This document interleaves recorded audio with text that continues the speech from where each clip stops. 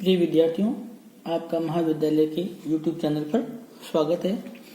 आज हम बात करेंगे फर्स्ट ईयर के लिए संरचना एवं बंधन, जो पहली यूनिट है। उसमें हम सबसे पहले बात करते हैं रासायनिक बंध, केमिकल बॉन्ड। जैसा कि आप पिछली कक्षा में पढ़ चुके हो कि केमिकल बॉन्ड क्या होता है। वह बल जिसके द्वारा परमाणु परस्पर संयोग कर अणु बनाते हैं या जिस शक्ति के द्वारा अणु में उपस्थित परमाणु परस्पर बंधे रहते हैं, रासायनिक बंध कहलाता है। सिंपल सी परिभाषा है, वह बल जिसके द्वारा परमाणु परस्पर संयोग कर अणु बनाते हैं, रासायनिक बंध कहलाता है। या जिस शक्ति के द्वारा अणु में उपस्थित परमाणु परस्पर बंधे रहते हैं, रासायनिक बंध कहलाता है। उसके बाद टाइप, प्रकार। रासायनिक बंध दो प्रकार का होता है। पहला आयनिक बंध, दूसरा सहसंयोजक बंध।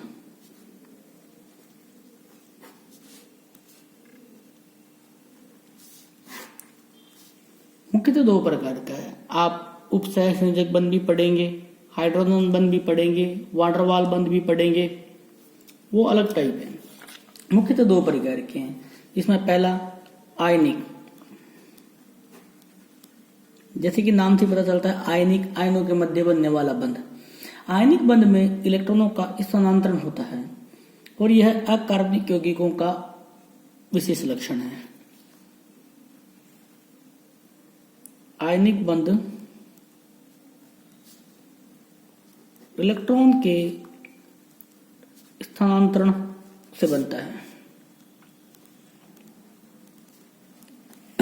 जैसे कि हमने NaCl कई बार पढ़ा है, NaCl का एग्जाम्पल हमने कई बार पढ़ा है। इसमें Na पॉजिटिव होता है और क्लोराइड क्या होता है, नेगेटिव होता है। ये इलेक्ट्रॉन देता है और क्लोराइड उसको ग्रहण कर लेता है, तो दोनों के दो आयंस जनरेट होते हैं। इनके बीच में अट्रैक्शन फोर्स होता है, जिसके कारण इनके बीच में एक इलेक्ट्रोस्टैटिक फोर्स का निर्माण होता है। उसको हम क्या बोलते हैं, आयनिक बंध। दूसरा जो बॉन्ड है वह है कोवलेंट या सहसंयोजी बंध, सहसंयोजक बॉन्ड। सहसंयोजक नाम से पता चलता है, सहसंयोजक मतलब साझेदारी से बना हुआ बंध, साझेदारी से बना हुआ बंध। साझेदार आप सभी को पता है किस प्रकार के होते हैं। साझेदारी में दोनों को लाभ होता है, अगर घाटा होता है तो फिर भी दोनों को सहन करना पड़ता है। सहसंयोजक बंध में इलेक्ट्रॉनों की साझेदारी होती है। यह बंध कार्बनिक यौगिकों की विशेषता है। ऑर्गेनिक कंपाउंड्स जितने भी है मोस्टली उनके अंदर कोवलेंट बॉन्ड पाया जाता है। द्विअणु जैसे H2, F2, HF, S2 आदि में सहसंयोजक बंध समझाने के लिए ऐसा माना जाता है कि अणु के अंदर परमाणु एक या अधिक इलेक्ट्रॉन देकर अक्रिय गैस विन्यास प्राप्त कर लेते हैं। स्टेबिलिटी के लिए अपने आउटर मोस्ट शेल में 8 इलेक्ट्रॉन या डुप्लेट, कहीं कहीं डुप्लेट भी आएगा, 2 इलेक्ट्रॉन जैसे H2 एटम के अंदर विन्यास ग्रहण करते हैं, जिसके कारण वो स्टेबल हो जाए। जैसे कि H2 की बात करें, H2 दो हैं, H और H। अगर हम इसका इलेक्ट्रॉनिक विन्यास लिखे 1s1 1s1, अगर हम इसको गोले के रूप में माने, एक इलेक्ट्रॉन इसका और एक इलेक्ट्रॉन इसका, दोनों के बीच में साझेदारी होती है। साझेदारी से बॉन्ड का फॉर्मेशन होता है, जिसको हम लिखते हैं H2। और जितने इलेक्ट्रॉनों का साझा होता है उतने ही इलेक्ट्रॉन्स, तो आपने देखा H2 मॉलिक्यूल जो है वो 2 हाइड्रोजन एटम से बना हुआ है। दोनों के बीच में एक एक इलेक्ट्रॉनों का साझा होता है और H2 मॉलिक्यूल्स का फॉर्मेशन हो जाता है। इसी प्रकार फ्लोरीन, F2 की बात करें तो 2 फ्लोरीन मॉलिक्यूल्स हैं। अगर हम इनके आउटर मोस्ट इलेक्ट्रॉन्स की बात करें, 1 2 3 4 5 6 और 7, 1 2 3 4 5 6 और 7, तो ये अपने ऑक्टेट में 8 इलेक्ट्रॉन कंप्लीट करता है और ये अपने ऑक्टेट में 8 इलेक्ट्रॉन कंप्लीट करता है। और इस प्रकार F2 मॉलिक्यूल्स का फॉर्मेशन हो जाता है। उदाहरण के लिए हमने आपको हाइड्रोजन का एग्जाम्पल दिया, क्लोरीन का एग्जाम्पल दिया, एक एग्जाम्पल और देखते हैं मेथेन का। CH4 जैसे कार्बन के आउटरमोस्ट शेल में 4 इलेक्ट्रॉन होते हैं, और हाइड्रोजन तो 4 ही हाइड्रोजन हमने लिए हैं। तो ये अपने एक एक इलेक्ट्रॉन का साझा करके डुप्लेट विन्यास कंप्लीट कर लेते हैं। और इसी प्रकार कार्बन के आउटर मोस्ट शेल में कितने इलेक्ट्रॉन चाहिए? 8 चाहिए। तो ये क्या करेगा? सभी हाइड्रोजन से एक एक इलेक्ट्रॉन ले लेगा और CH4 का फॉर्मेशन हो जाएगा। अगर दोनों के एक एक इलेक्ट्रॉन का साझेदारी होता है तो सिंगल बॉन्ड का फॉर्मेशन होता है। यदि दोनों के दो इलेक्ट्रॉनों की साझेदारी होती है तो डबल बॉन्ड का फॉर्मेशन होता है। और यदि दोनों की 3 इलेक्ट्रॉनों की साझेदारी होती है तो 3 बॉन्ड का फॉर्मेशन होता है। उसके बाद हम बात करते हैं एटॉमिक ऑर्बिटल की, परमाणु कक्षक। तरंग यांत्रिकी सिद्धांत के अनुसार इलेक्ट्रॉन एक तरंग की तरह व्यवहार करता है और उसके इस व्यवहार को श्रोडिंगर तरंग समीकरण के द्वारा बताया गया है। तरंग समीकरण से यह नहीं बता सकते कि इलेक्ट्रॉन किस क्षण कहाँ है और कितनी तेजी से गति कर रहा है। हम नाभिक के पास परिशुद्ध कक्ष नहीं बना सकते। इससे केवल इलेक्ट्रॉन के किसी विशेष स्थान पर पाए जाने की संभावना का पता चलता है। हम डायरेक्टली नहीं बता सकते कि इलेक्ट्रॉन नाभिक से कितनी डिस्टेंस पर भ्रमण कर रहा है या गति कर रहा है।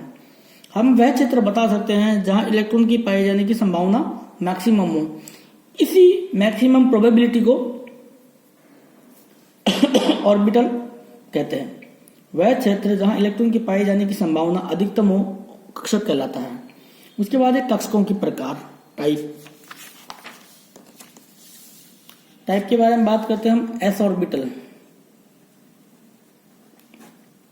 आप सबको पता है एस ऑर्बिटल जो होता है राउंड शेप होता है और इसकी ऊर्जा सबसे कम होती है।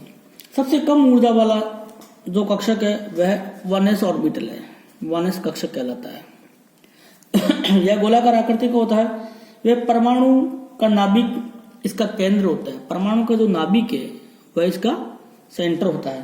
प्रत्येक कोष के लिए s कक्षक होता है और यह 1s 2s, जैसे प्रथम कोष है तो उसके लिए 1s, द्वितीय कोष है तो उसके लिए 2s, तृतीय कोष है तो उसके लिए 3s। इसी प्रकार आगे 4s आदि कहलाते हैं, जहां 1 2 3 क्रम से इनकी कोष संख्या है। 1s व 2s कक्षक की आकृति, जैसे 1s कक्षक की आकृति की बात करें हम तो 3 एक्सिस होते हैं, x y z। ये x एक्सिस, ये y एक्सिस और ये z एक्सिस। तो ये हो गया आपका 1s ऑर्बिटल। 1s व 2s कक्षकों के बीच का वह क्षेत्र जहां इलेक्ट्रॉन पाए जाने की संभावना शून्य हो उसे नोडल क्षेत्र कहते हैं। जैसे 1s कक्षक ये है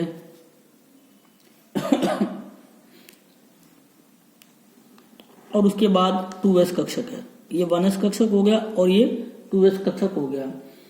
तो इसके बीच का वह क्षेत्र जहां इलेक्ट्रॉन पाए जाने की संभावना शून्य हो उसको बोलते हैं हम नोडल क्षेत्र।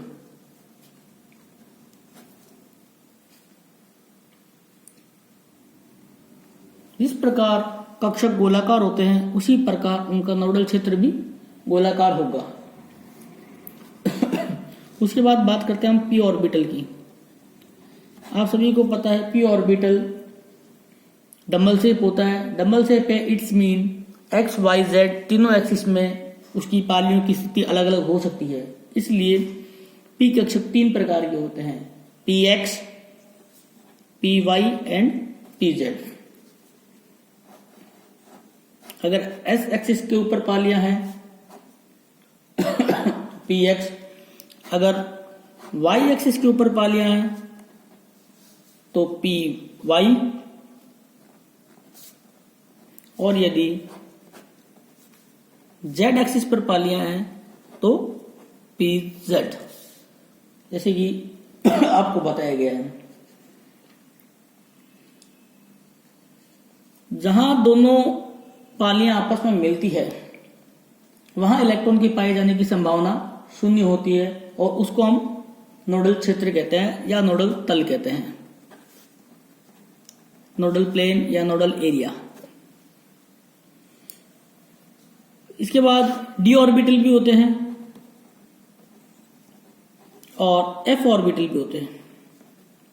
डी ऑर्बिटल की संख्या 5 होती है और एफ ऑर्बिटल की संख्या 7 होती है। आगे की कक्षाओं में आप पढ़ोगे डी ऑर्बिटल 5 प्रकार के होते हैं, D X square, Y square, D Z square, D X Y, D X Z और डी वाई जेड। ये 3 एक्सिस के ऊपर होते हैं, 2 एक्सिस के ऊपर होते हैं और 3 अक्षों के बीच में होते हैं। इसी प्रकार एफ ऑर्बिटल जो है उनकी स्ट्रक्चर कॉम्प्लिकेटेड होती है, क्योंकि डी ऑर्बिटल जो होते हैं वो द्विडंबल शेप होते हैं, जबकि एफ ऑर्बिटल की स्ट्रक्चर कॉम्प्लिकेटेड होती है जो हमें हमारे सिलेबस से बाहर है। उसके बाद हम बात करेंगे बॉन्ड्स की, टाइप ऑफ बॉन्ड।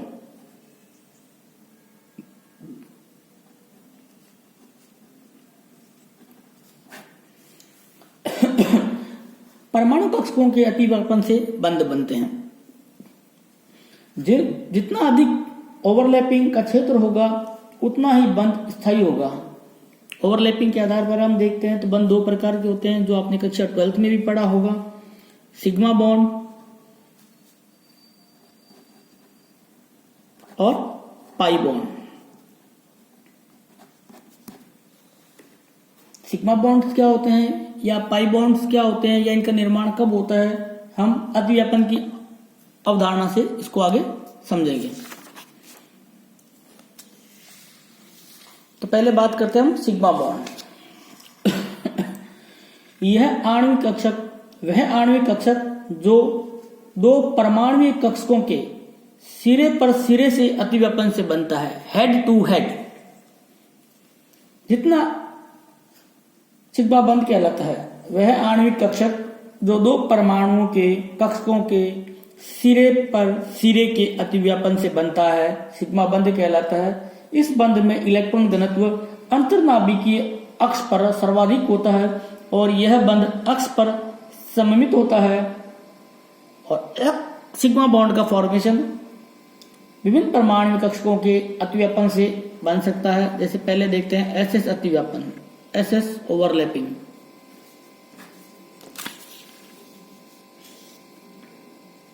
एसएस अतिव्यापन, तो एसएस अतिव्यापन क्या होता है इसके बारे में हम बात करेंगे।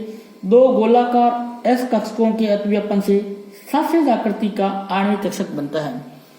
दो गोलाकार एस कक्षकों के अतिव्यापन से सासेज आकृति का आणविक कक्षक बनता है, जिसका अंतर्नाभिकीय अक्ष बेलनाकार सममित होता है। इस अतिव्यापन में एक इलेक्ट्रॉन वाले 2 एस कक्षक एक दूसरे के पास आते हैं। प्रत्येक इलेक्ट्रॉन को दूसरे परमाणु का नाभिक आकर्षित करता है। जब प्रतिकर्षण व आकर्षण बराबर हो जाते हैं तब अतिव्यापन समाप्त हो जाता है। उदाहरण के लिए एस एस अतिव्यापन H2 अणु बनने में आता है। अगर हम H2 की बात करें,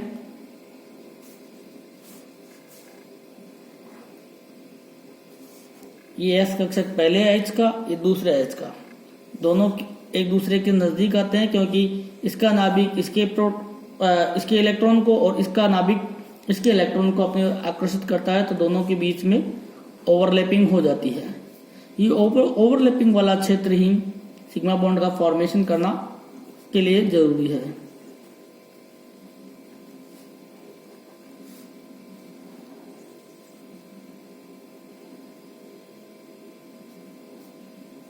और सासेज आकृति का फॉर्मेशन हो जाता है और जो बॉन्ड का फॉर्मेशन हुआ वह बॉन्ड सिग्मा बॉन्ड कहलाता है। उसके बाद दूसरा अतिव्यापन है sp। इसमें एक s कक्षक होता है और दूसरा p कक्षक होता है। जैसे कि HCl अणु के अंदर HCl में H होता है वो 1s1 होता है और Cl में 1s2, 2s2, 2p6, 3s2 और 3p5 p कक्षक होता है। तो 1s कक्षक गोलाकार होता है और p कक्षक डंबल शेप होता है। दोनों एक दूसरे के नजदीक आते हैं, ओवरलैपिंग होती है।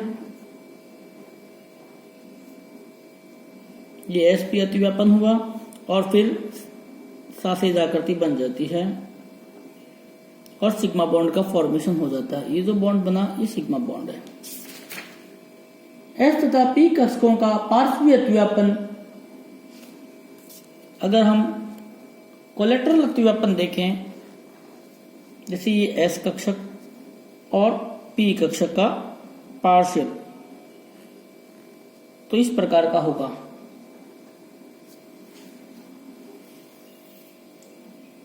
गोलाकार एस कक्षक तथा पी कक्षक के प्लस हिस्सों के बीच अतिव्यापन से उत्पन्न आबंधन प्रभाव एस कक्षक तथा पी कक्षक के हिस्से के अतिव्यापन से उत्पन्न प्रतिआबंध प्रभाव को निरस्त कर देता है। इसलिए इस प्रकार के अतिव्यापन की संभावना नहीं होती है। उसके बाद coaxial PP overlapping, PP coaxial समाक्षीय पीपी अतिव्यापन। समाक्षीय का मतलब होता है एक ही एक्सिस पर। समाक्षीय का मतलब होता है एक ही एक्सिस पर, मतलब जैसे ये पी एक्स है और उस सामने वाला भी पी एक्स है, दोनों एक दूसरे के नजदीक आते हैं तो अतिव्यापन होता है, वह पीपी अतिव्यापन कहलाता है। और जो शेप बनती है, सासेज आकृति बनती है, वो इस प्रकार की बन जाती है और एक सिग्मा बॉन्ड का फॉर्मेशन हो जाता है। उसके बाद हम बात करते हैं पाई बॉन्ड की। पाई बॉन्ड जो है वो सह पार्श्व अतिव्यापन या कोलेटरल अतिव्यापन के द्वारा बनता है। एसएस कक्षक के अंदर इस प्रकार अतिव्यापन की संभावना नहीं होती है। एसपी के अंदर भी हमने देखा प्रॉपर ओवरलैपिंग नहीं हो पाती है, जबकि पार्श्व सह पार्श्व कोलेटरल अतिव्यापन इसके अंदर बहुत इजी गोइंग हो सकता है।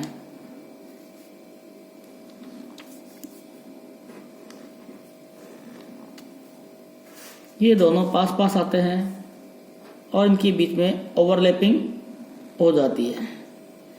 ये ओवरलैपिंग इतनी मजबूती से नहीं हो पाती है जितनी एस एस और एस पी या एक्सिस टू एक्सिस पीपी के अंदर होती है और सासेज आकृति बन जाती है और एक पाई बॉन्ड का फॉर्मेशन होता है।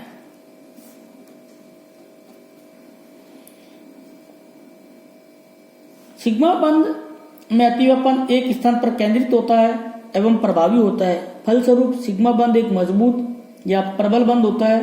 पाई बंध में अतिव्यापन दो भागों में बढ़ जाता है, अतः अतिव्यापन इतना प्रभावी नहीं हो पाता है। फलस्वरूप पाई बंध दुर्बल या कमजोर होता है। यह बंध आसानी से टूट जाता है तथा युग्मित इलेक्ट्रॉन किसी भी परमाणु के पास जा सकते हैं, अतः पाई बॉन्ड गतिशील होते हैं। कल हम बात करेंगे हाइब्रिडाइजेशन की। Thank you.